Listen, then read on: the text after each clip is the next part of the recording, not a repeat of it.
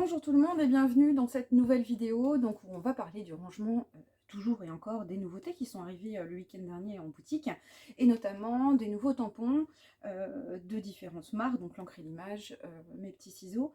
Alors je vais vous économiser la partie tamponnage, je ne vais pas vous le montrer, j'ai déjà réalisé mes fiches, j'ai déjà rangé mon matériel. Et là ce qui va changer, ce que je voulais vous montrer, parce que je savais que ça allait arriver à un moment donné, c'est que on peut changer de rangement. Donc là, je vais passer d'un type de boîte à un autre type de boîte sans avoir à revoir complètement ma méthode de refaire des étiquetages, de refaire des tris, etc. Je vais simplement m'adapter à moi, ma façon de faire. Alors je vous montre tout de suite, ce sera plus facile de comprendre. Donc jusqu'à présent, je rangeais mes tampons d'une marque dans les 13 cm. Donc là, j'ai mes deux empilbox à 5 médium qui sont remplis de clickbox 13 cm fines. Et j'en ai quelques-unes qui sont en plus. Alors je pourrais très bien me dire, bien sûr, je peux prendre une troisième empilbox à 5 médium. Et puis je continue au fur et à mesure à alimenter ma boîte avec de nouvelles boîtes et puis de nouveaux tampons. Alors c'est pratique parce que moi j'utilise beaucoup cette marque-là, donc je suis organisée en fonction de mes petites habitudes et de mes petites manies. Donc j'avais réservé ce rangement-là pour ce type de marque parce que ça me permettait, dans les A5 médium, je pouvais venir assez facilement, les sortir de mes rangements, de mes meubles et puis les prendre assez facilement sur la table de mon salon. Alors gardez à l'esprit, bien sûr, que ce que je vous montre, c'est pas il faut faire. C'est ce fonctionnement-là, moi je l'adapte et en fonction de mes habitudes et de ma façon de fonctionner. Vous en avez sûrement une autre, donc il faut adapter en fonction de tout ça, et justement Moka vous permet de le faire.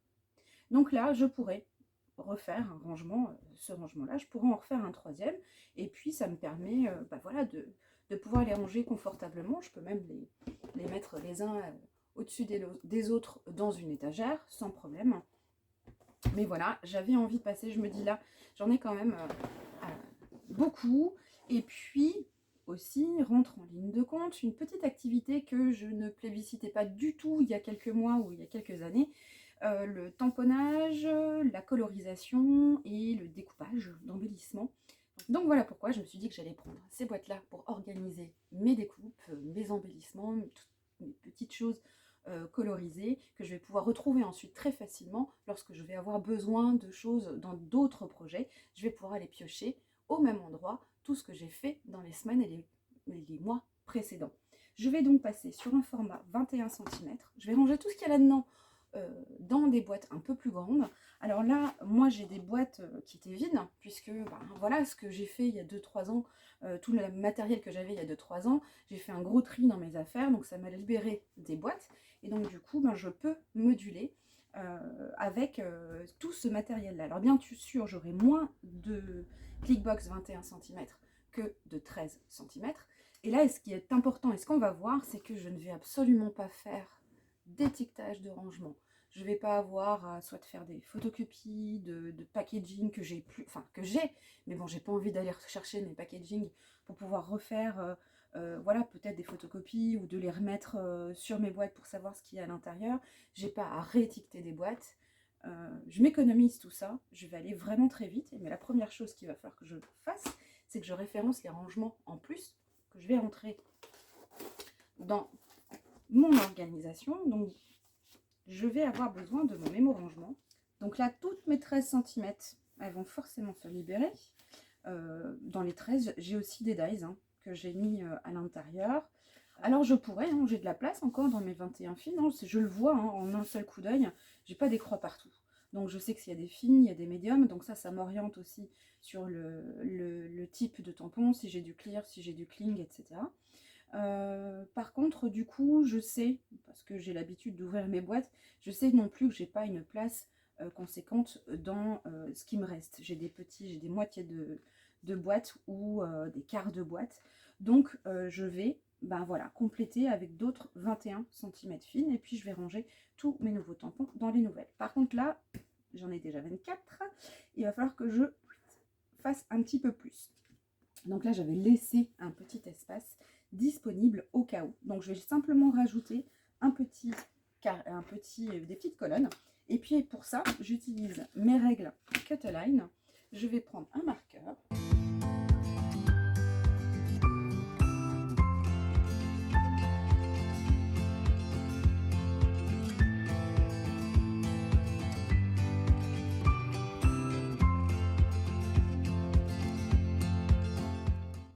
Alors là, pour l'instant, je ne vais pas compléter parce que je ne sais pas du tout combien de clickbox fines je vais avoir besoin pour pouvoir ranger tous mes tampons. Donc pour l'instant, je laisse vide et puis je complète au fur et à mesure que j'avance dans mon rangement.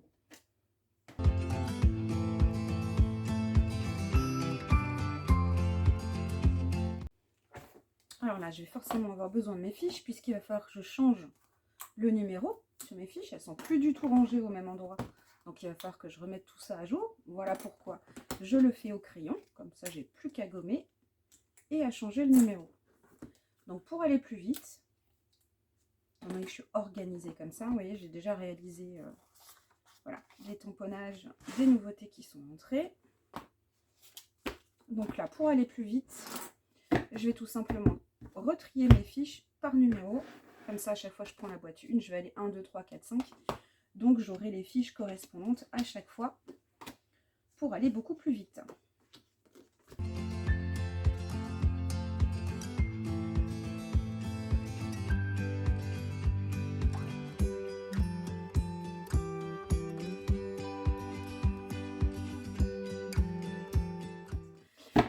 Et puis, ben voilà, je vais commencer à mettre ces tampons dans les nouvelles. Là, j'en suis à 24, donc là, ça va être la 25. Alors, si je veux, pour que ce soit joli dans mon étagère, donc je peux prendre une des boîtes existantes déjà pour que je puisse marquer le prochain numéro.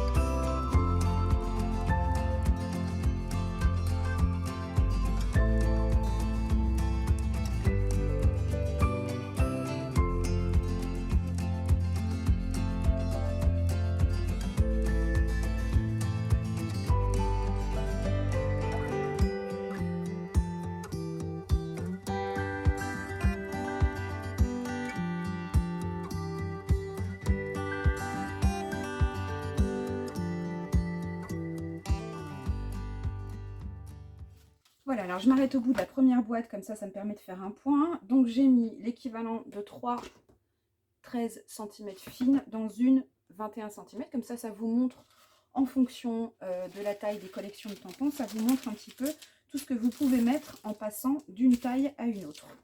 Donc là, j'oublie pas mon papier sulfurisé qui, lorsqu'il est un petit peu fatigué, peut être changé sans souci. Donc voilà, j'ai tous mes tampons à l'intérieur. Ma première boîte est pleine, donc j'ai mis le numéro, la 25, et donc là, je sais, j'ai rajouté un F dans mon mémo pour dire que c'est une clipbox fine et elle est pleine. Donc je mets déjà une croix. Et je la range, du coup, directement dans mes affaires. Et donc là, je continue. Donc la prochaine, ce sera la 26. Ah, par contre, j'aurais pu garder l'autre pour pouvoir mettre le numéro.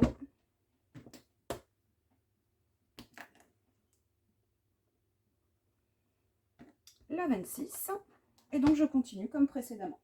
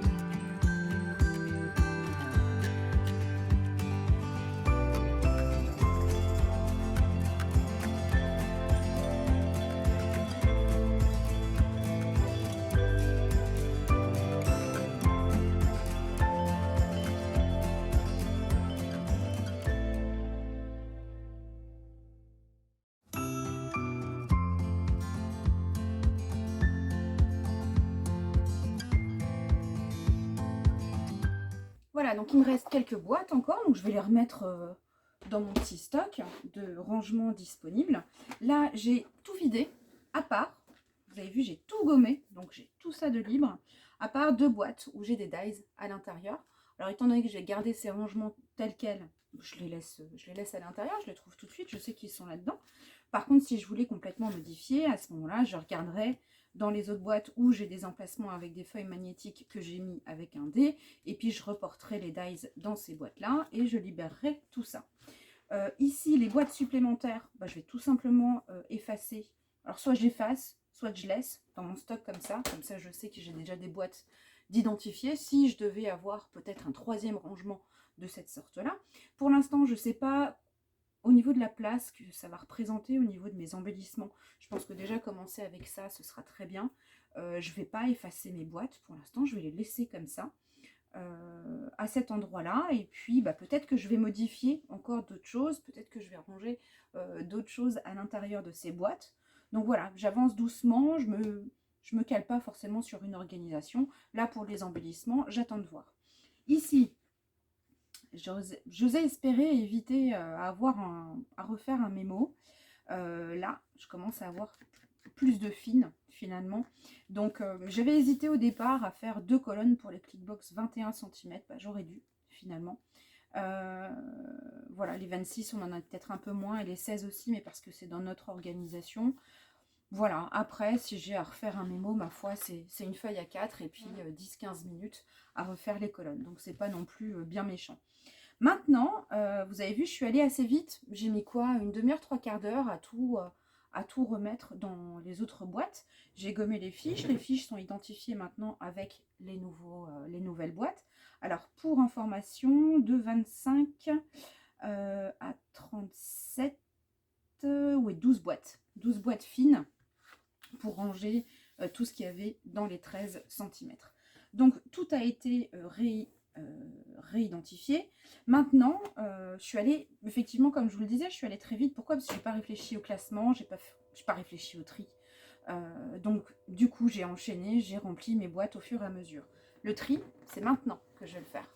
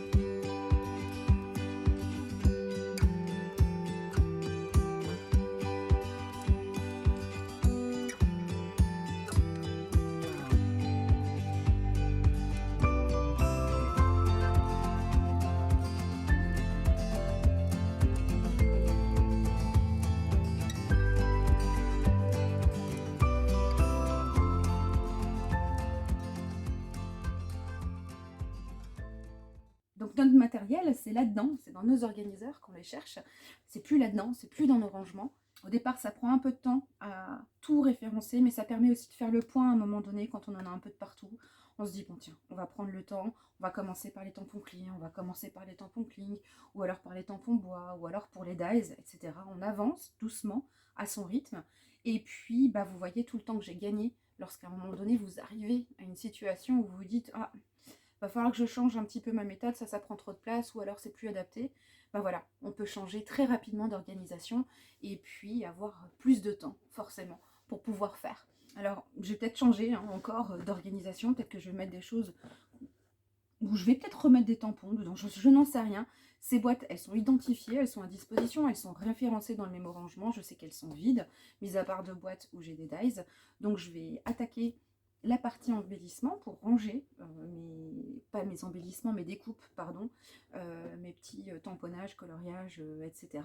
Donc voilà, je ne sais pas où ça va me mener, je sais que j'ai de la place pour pouvoir les ranger, je ne sais pas si je vais le faire par projet, ou par couleur, ou par thème, je verrai bien. En tout cas, voilà, j'ai toujours la possibilité de m'adapter au jour le jour. Et donc tout ça, la partie la partie découpe, etc. On le verra dans la saison 3 puisqu'elle n'est pas encore finie. Alors on pensait la finir un peu plus tôt quand même cette saison. Bon, bah, il s'est intercalé des choses entre temps, donc on n'a pas voulu non plus vous bombarder de vidéos. On a tourné des épisodes qui ne sont pas encore mis en ligne. Et puis vous avez vu peut-être qu'on est orienté différemment sur notre plan de travail, tout simplement parce qu'on a changé l'atelier. Donc on vous montrera tout ça bien sûr à la fin de la saison 3 qui arrive très bientôt. Allez, ciao ciao!